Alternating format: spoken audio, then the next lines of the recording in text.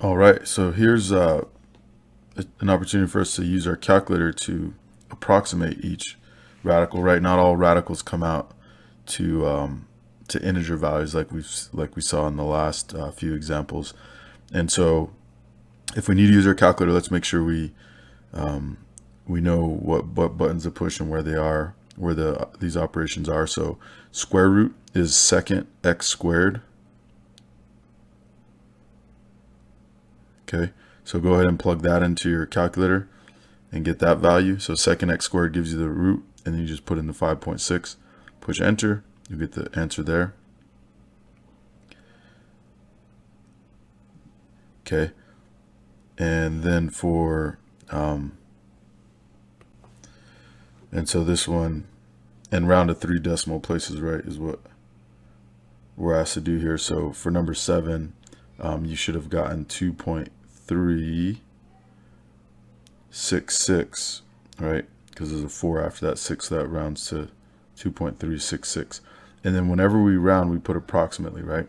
And another thing is, remember when a radical doesn't come out to a finite decimal, it'll come out to an infinite non-repeating decimal, right? If it's not a perfect square, it'll come out to an infinite non-repeating decimal.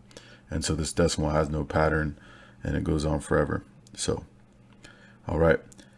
So let's try this next one, the cube root of negative 222.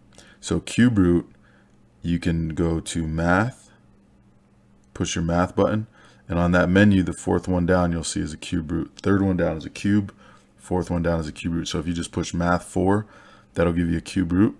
Put in negative 222 and push enter, see what you get. All right, so you should have gotten negative 6.055. or negative 6 and 55 thousandths, right? Okay, now let's do the fifth root of 500. So our calculator only goes up to the third root in terms of the ones that they have set, but there's also a function where you can put in whatever root that you want, and that's also in the math menu. So if you go math 5, enter, what you'll get, and you may have a different version of this, but on the math menu you'll see this right here, and that means you can put in any root. And so hopefully most of your calculators have an operating system where you have a box that you put in there, and so you can put a 5 in here, and then just put your radicand underneath, right? If you don't have that box, then what you'll do is you'll put 5 in front, and then that x root symbol, and then you'll put 500 in there. Okay, so try that out on your calculator.